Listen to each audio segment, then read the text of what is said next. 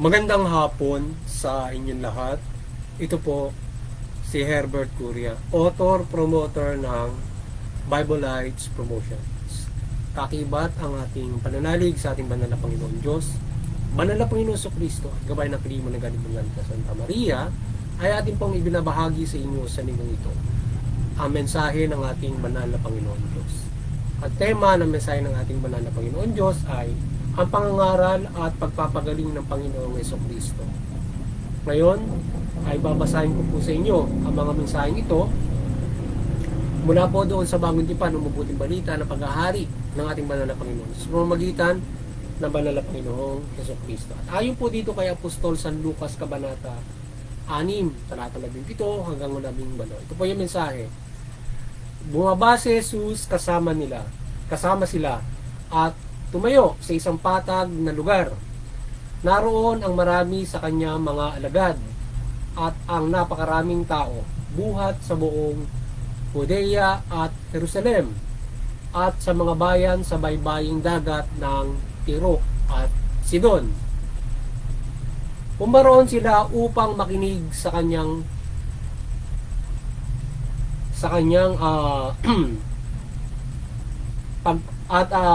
makinig at magpagaling sa kanilang mga karamdaman. Ipagpatuloy po natin kay Apostol San Mateo Kabanata 4 at talatang 23. Ito po yung mensahe. Nilibot ni Jesus ang buong Galilea. Nagtuturo sa mga sinagoga at ipinangangaral ang mabuting balita tungkol sa paghahari ng Diyos. Pinagaling din niya ang mga tao sa bawat sakit at karamdaman. Ipagpatuloy po natin sa kay Apostol San Mateo Kabanata 8, talatang 5 hanggang 8 at 13. Ito po ang mensahe. Pagpasok ni Jesus sa Capernaum, lumapit ang isang kapitan sa hukbong Romano at nakiusap sa kanya. Ginoo, ang alipin ko po'y naparalisa. Siya'y nararatay sa amin at lubhang nahihirapan. Paroroon ako at pagagalingin siya, sabi ni Jesus. Ngunit sumagot sa kanya ang kapitan, Ginoo, hindi po ako karapat-dapat napuntahan ninyo sa aming bahay. Sabihin po lamang ninyo at gagaling na ang aking alipin. At sinabi ni Jesus sa kapitan, umuwi na kayo. Ayon sa inyong pananalig, mangyayari ang hinihiling ninyo. Noon di gumaling ang alipin ng kapitan. At ipagpatuloy po natin kay Apostol San Mateo Kabanata 13, talatang 13 hanggang 15. Ito po yung mensahe. Nagsalita ako sa kanila at sa pamamagitan ng talinghaga, sapagkat tumingin sila ngunit hindi nakakikita at nakikinig ngunit hindi nakaririnig ni nakauunawa. Natupad nga sa kanila ang hula ni Isaías na nagsasabi, makinig man kayo na makinig, hindi kayo makauunawa, at tumingin man kayo ng tumingin, hindi kayo makakikita, sapagkat naging mapurol ang isip ng mga taong ito. Mahirap makarinig ang kanilang mga tainga at ipinigit nila ang kanilang mga mata, sapagkat ayaw nila makakita ang kanilang mga mata, makarinig ang kanilang mga tainga, makaunawa ang kanilang mga isip, at magbalik loob sa akin at pagalingin ko sila, sabi ng Panginoon. Tutuloy po natin kay Apostol San Mateo Kabanata 13, talatang 18 at talatang 20. Ito po yung mensahe. Pakinggan ninyo ang kahulugan ng talinghagang tungkol sa manghasik. Ang mga nakinig ng salita ng tungkol sa paghahari ng Panginoon ng Diyos, ngunit hindi nakauunawa nito, ay katulad ng mga binhing nahasik sa tabi ng daan. Dumarating ang masama at maaagaw ang nahasik sa kanilang mga puso. Inilarawan ng binhing nahasik sa kabatuhan ang nakikinig ng salita at masayang tumatanggap ito kaagad. Ngunit hindi ito tumitino sa puso nila, kaya hindi sila nananatili. Pagdating sa kapighatian o pag-uusig dahil sa salita, agad silang nalalamig. Inilarawan naman ng nahasik sa kadawagan ang nakikinig ng salita. Ngunit naging abala sa mga bagay ukol sa mundong ito, naging maibigin sa kayamanan. Ano pa? Ang salita'y nawalan na ng puwang sa kanilang mga puso, kaya't hindi na nakapamunga. At inilarawan ng nahasik sa kanilang mabuting lupa ang mga nakikinig ng salita at nakauunawa nito. Sila'y nagsipamunga, may tig 100, may tig 60 at tig 30. At ipagpatuloy po natin sa mga taga kay Apostol Santiago, Kabanata 1, talatang 5 hanggang 8. Ito po yung mensahe. Ngunit kung kulang ng karunungan ang sino man sa inyo, humingi siya sa Diyos at siya ay bibigyan. Sapagkat ang Diyos ay ganang magbigay at di nanunumbat. Subalit, ang humihingi dapat manalig at huwag alinlangan. Sapagkat ang nag-aalinlangan ay parang alon sa dagat na itinataboy ng hangin kahit saan. Huwag umasang tatanggap ang anuman mula sa Panginoon. Ang taong pabago-bago ang isip at di alam kung ano ang ibig. Ito po ang mga salita ng Diyos at mensahe niya sa linggong ito. Ngayon ay ipapaliwanag ko po sa inyo mga mensahe na mula sa tema na ang pangangaral at pagpapagaling ng Panginoong Jesucristo. Yan. Nais pong ibabatid sa atin ng ating banal na Panginoon Diyos na yung sa ginabayan na tayo sa pamamagitan ng banal na Panginoong Jesucristo na tayo ay kanyang ginabayang aralan at alagaan tayo kung tayo nagkakaroon ng karamdaman. Pagalingin tayo sa ating karamdaman sa pamamagitan ng pagsubos niya sa kanyang buktong na anak o ng Panginoong Jesucristo. So tayo ay inaralan ng Diyos sa pamamagitan ng banal na Panginoong Jesucristo at tayo ay inalagaan sa ating mga karamdaman. So pinagaling niya kung tayo nagkakasakit na kanyang isugo ang kanyang banal na anak, ang Panginoong Jesucristo. Ngayon, hindi lamang tayo ay ginabayan ng ating banal na Panginoon, hindi lamang sa Panginoong Jesucristo. Marami din siyang isinugo na iba't ibang mga maglilingkod sa kanya para gabayan yung sa katawan na makapagpagaling. Ang Panginoong Jesucristo ay nagsugo rin at nagtalaga ng mga sa huling panahon, siya ay nagsugo at nagtalaga ng maglilingkod sa kanya o sa Diyos para ipalaganap ang mabuting balita at the same time ay kagaya niya na magpagaling gabayan at talagaan na mapagaling ng mga karamdaman at magipagbuhay ng mga namamatay na. So ngayon ay tayo ay yung paggabay sa atin ng ating banal na Panginoon Diyos ay siya ay ang Panginoon Jesucristo magmula doon sa Israel. Doon siya nangaral. So mula doon sa Israel karatig bayan, doon nangaral pangunahin ng ating banal na Panginoon Jesucristo upang ginagap niya yung mabuting balita. Doon niya pinalaganap simula yon at nagtalaga siya ng mga apostol, yung kanyang 12 apostol at iba't iba pang mga lingkod niya para palaganapin ito sa buong mundo mula kay Apostol San Pablo at iba't ibang mga apostol na nangaral sa iba't ibang mga bayan. So, yung sinasabi ng mga hintil outside Israel. Pagka kasi outside Israel, Gentile o hintil na tawag doon. Pagka sa Israel yung mga Hudyo. Yun, ngayon. So ngayon, doon pangunahin nangaral ng Panginoon. So, yun ang bayan ng Diyos. Kasi yung Israel, yun yung bayan ng Diyos. So ngayon ay yung outside Israel, yun yung tinatawag na Gentiles o Hintil, yun yung mga iba't ibang basakal, makagaya ng Pilipinas. So ngayon, ang nagpalaganap sa lahat sa buong mundo ay ang sina San Pablo at iba't ibang mga apostol. Yan. Maging sina San Pedro din ay nakaabot din ng Roma para ipangaral yung mabuting balita. So ganyan ang ginawa ng ating banal na Panginoon Diyos para mapalaganap ang lahat. So, sa huling panahon ng Panginoon sa Kristo, sinubo niya yung kanyang mismong anak para palaganapin yung nais niya na mangyari. yung kanyang paghahari nga, no, sa pamamagitan ng kanyang bugtong na, no, kung saan, yung sa paghahari niya, tinalaga muna niya yung anak niya para siya maghari sa ating lahat. And then, sa pagdating ng panahon sa kanya, sila maghahari ng lubos, ibibigay niya sa Panginoon Diyos sa lahat ng paghahari. So, ganun yung proseso na ginawa naman ng Panginoon Diyos.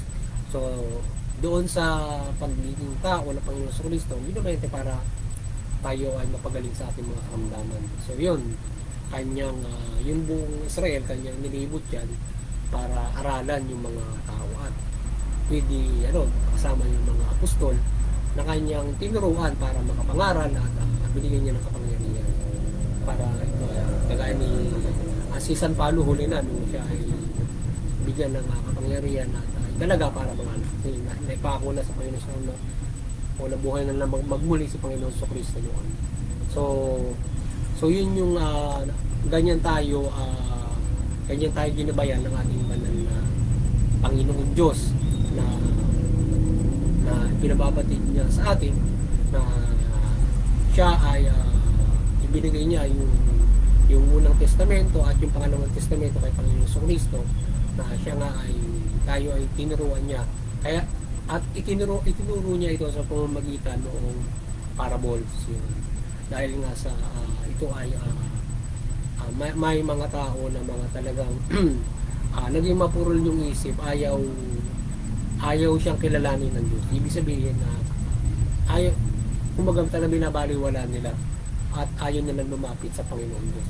Sa ginawa ng Panginoon sa Kristo na siya ay nangaral, siya ay gumawa ng kababalaghan, maraming kababalaghan, hindi pa rin naniwala. So maraming tao ang mga ayaw maniwala. So ngayon ay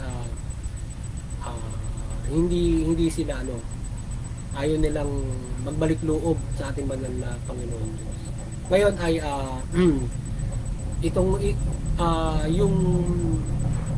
itong talinghaga ito ay lubusang ipinakunawa niya doon sa mga apostol at mga taong mga nais na humahanap sa ating natatanggap sa ating banal na Panginoon Diyos. So ito ay naunawaan ng mga taong mga mananampalataya. Pero kung hindi ka mananampalataya, hindi mo ito mauunawaan. Itong mga talinghaga o itong mga pangangaral ng ating banal na Panginoon sa Kristo, banal na Panginoon Diyos sa pamamagitan ng banal na Panginoon. Sapagkat hindi natin tinatanggap na tayo ipagarihan ng Diyos kung pagpainalim sa Kanya bilang ating nailalang sa ating lahat. So marami ang ayaw maniwala.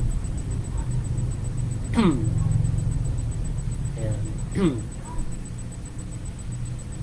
Yan, kagaya nung sinasabi na so ngayon ay ipinaliwanag niya kung paano niya ipinaliwanag na Panginoon sa Kristo naman yung mga talinghaga na sinasabi niya. O kagaya halimbawa doon sa mga hasi.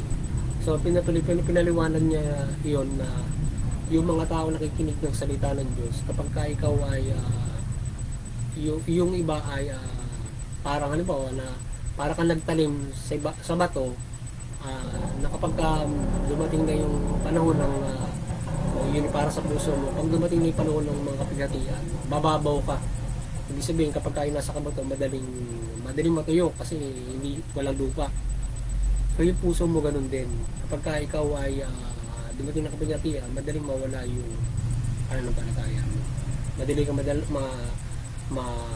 maagaw no kasama, no mahikayat sa kasama.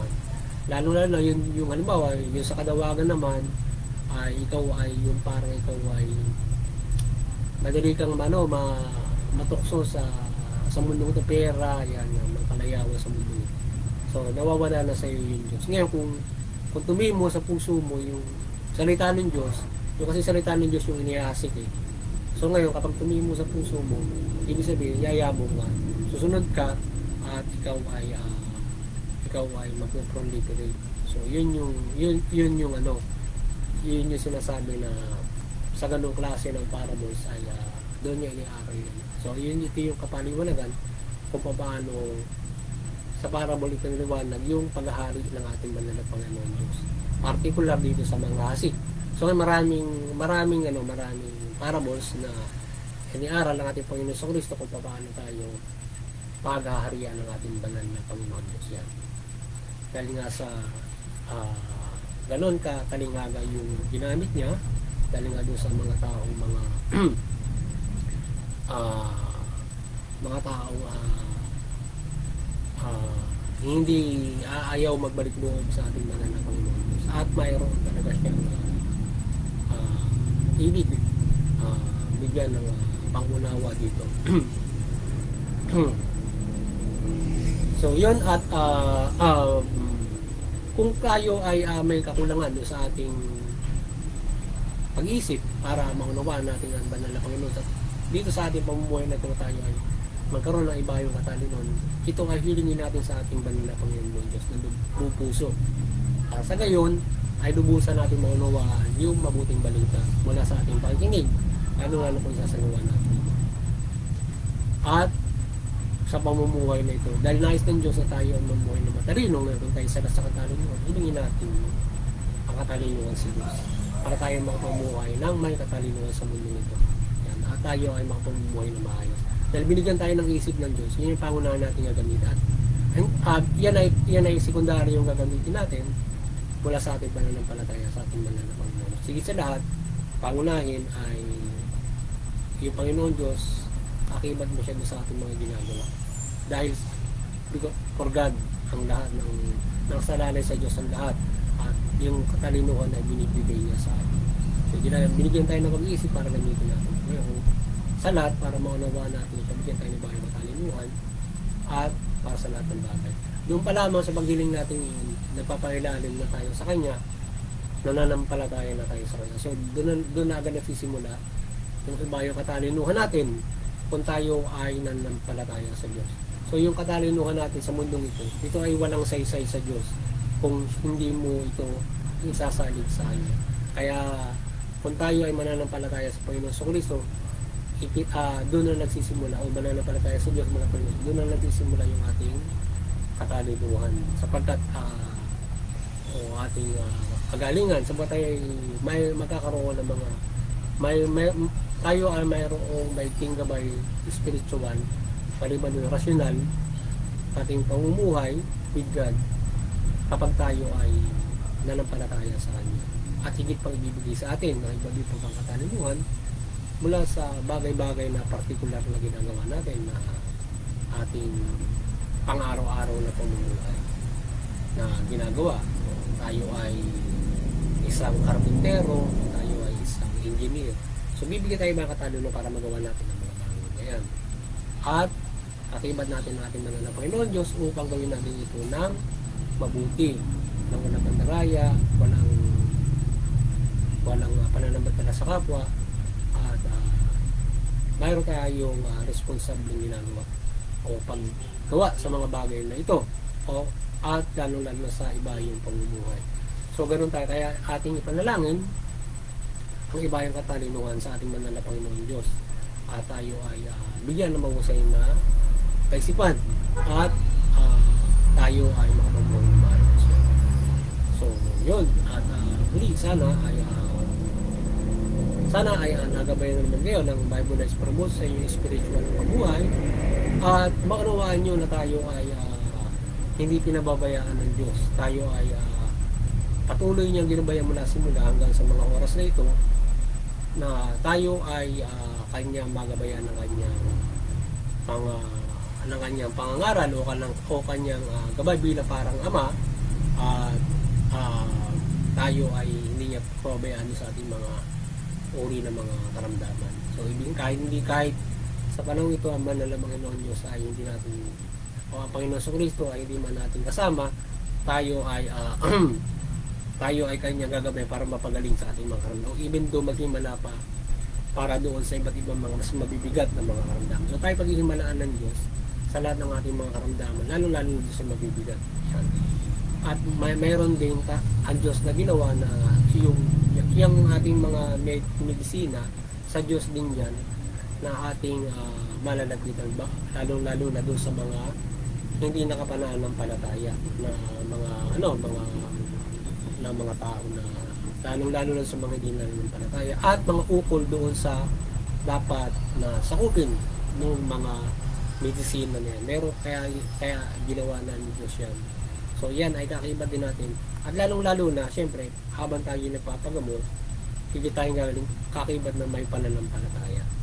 Doon sa pagpapagamot natin ng halimbawa, kung tayo nagkakasakit, kung punta tayo ng ospital, napapagamot tayo sa doktor, pinapa-check up natin yung ating mga sarili para sa kaluluwa. Kasama natin dapat ang pananampalataya doon. Huwag natin kakalimutan para tayo ay lubusang mapagaling, bigyan ng pagkakataon. So yun. Ano na, halimbawa, pag nagkaka-cancer tayo, alam mo may nagkaka-cancer, wala nang kagalingan yun. So ngayon, kung ikaw ay may pananampalataya, maaaring bigyan ka pa ng pagkakataon. May mga ganyan mga instances na mga nabibigyan pa ng pagkakataon, gumagaling doon sa kanilang mga cancer. O mabibigat ng mga karamdaman na halos araw-araw, halos yata ay araw-araw inaano na ang tawag doon, dialysis or mga mabibigat ng mga pagamutan para lamang madugtungan yung buhay. So nagkakaroon ng problema sa kanilang mga kalusugan. So tayo ay samaan na ng palataya yan para tayo ay lubusang mapagaling ng ating manala Panginoon Diyos at hindi na tayo dumado sa ganung klase ng proseso. Kaya din, mga nagkaroon ka ng leukemia. Kaya, so napapagaling ka tapos maaaring ikaw ay hindi na umulit or ikaw ay lubusan ng makapumuhay ng makaya. Meron naman hindi na nadadala yung nagkakaproblema na.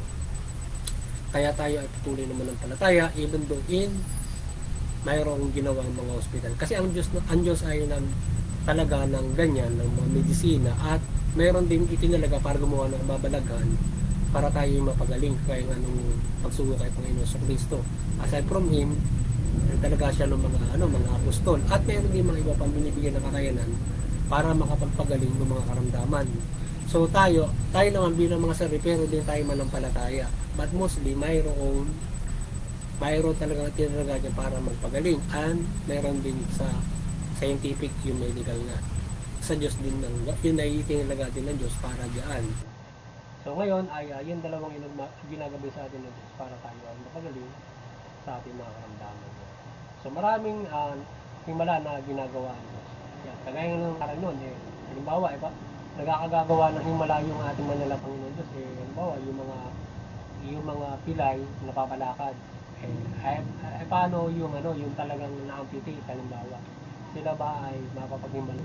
So doon sa ating pagkakaalam mula simula hindi naging malayo yung Diyos na parang dugtungan ng paa yung mga dugtungan ng yung mga na-amputate halimbawa mga ganon. But yun ay hindi na tayo mananampalataya ng himala ng ating manala Panginoon Diyos. So ibig sabihin kahit ganon, ibig sabihin patuloy tayo mananampalataya, may iba pang ibibigay na kalakasan sa inyo. Hindi ka man bigyan hindi ka man patabuin yung paa mo na gano'n, o halimbawa mga na-amputate sa iyo, bibigyan ka ng ibang kakayanan. Ibig sabihin, kung nanampalataya ka na gano'n, kung nangyari sa iyo yun, ikaw na unahan ka na magpapatunay na pinaghimalangan ng gano'n ng Diyos. Ngayon, ay hindi man may ibang bagay na ibibigay sa iyo. Sa dami-dami ng teknolohiya ngayon na ginagawa, yun ay magbibigay sa iyo ng pagkakataon para ikaw ay makagawa ng panibago sapagkat binibigyan ng iba yung katalinuhan ng Diyos yung mga tao para makamaayos at iba't ibang mga kababalagan na ginagawa ng ating banal na Panginoon Diyos para tayo ay magabayan sa pamumuhay na ito. Halimbawa, bakit yung ganung bagay ay hindi lubos ang ginagawa ng milagro, yung ganitong bagay lamang ang ginagawa ng milagro. Halimbawa sa ating iniisip na anong pananampalataya mayroon o anong kagalingan ang ginagawa para gawin. Halimbawa sa Panginoon sa Kristo, wala siyang ginamot na gano'n para dugtungan niya ng gano'n. Di ba? Pati yung mga anghel na walang naiitala na gano'n tayo na nababasa doon sa Bible. Bagamat siguro mayroong ibang mga kababalikan na ginagawa na hindi natin nababasa. Pero tayo ay huwag mawawalan ng pananampalataya kahit na ano pa mayroong tayo karamdaman sapagkat tayo hindi bumabayaan ng Diyos yan ay patuloy mananampalataya sa Kanya. Kaya nga himala iyan at walang hindi posible sa ating mga Panginoon Diyos. So yun, muli sana nagabayan naman kayo ng Bible Life Promotion sa inyong spiritual na pamumuhay at kayo ay magkaroon ng malaking pag-asa sa kaligtasang visual o sa kaligtasan pagdating ng takdang panahon. At muli patuloy tayong magabayan ng ating banal na Santa Maria ng kanyang milagro at kaliwanagan. Tayo ay pumunta ng banal na Santa Maria ay maliwanagan at talimain natin ng mabuting balita. Yan. At higit sa lahat ay ang pagkinig at pagkasagawa ng ng Diyos na at yan ang makapagbiligtas sa atin kung ating pakikinggan yung salita ng Diyos para tayo makapanampalataya at yun ay isasagawa natin. Ngayon kung tayo ay gabayan ng Diyos ng pagmilagro para isagawa natin isang napakagandang bagay dahil ng malaking ayudang patunay sa panahon ito. Bagamat yung Bible ay isang malaking patunay para hindi man sa panahon nangyari iyan, tayo ay nagawin para tayo ay magkaroon ng kaligtasang spiritual pagpinatak ng panahon na nais ng ating banal na Panginoon. At sa interpretation nito, patuloy tayong pagkaisa ng banal na Santa Maria at mag-unawan tayo ng ating mga reliyon at hindi tayo nagkakaroon ng mga hidwaan at mga labanan o anumang karahasan. At doon sa CBCP and Vatican Church ay patuloy kayo magabayan ng banal na Santa Maria at patuloy niyo patuloy na sa katawan sa pamamagitan ng banal na Panginoon Kristo at mabuting balita. At ganyan din ang Bible Lives Promotion. So sa ating munting kakayanan ay patuloy nating mabuklod ang sangkatauhan mula sa Pilipinas sa gabay at tulong ng ating banal na Panginoon Diyos Panginoon Kristo mula banal na Santa Maria na ating maibahagi ang kanyang kalooban, ang kanyang nais para sa mundo ito.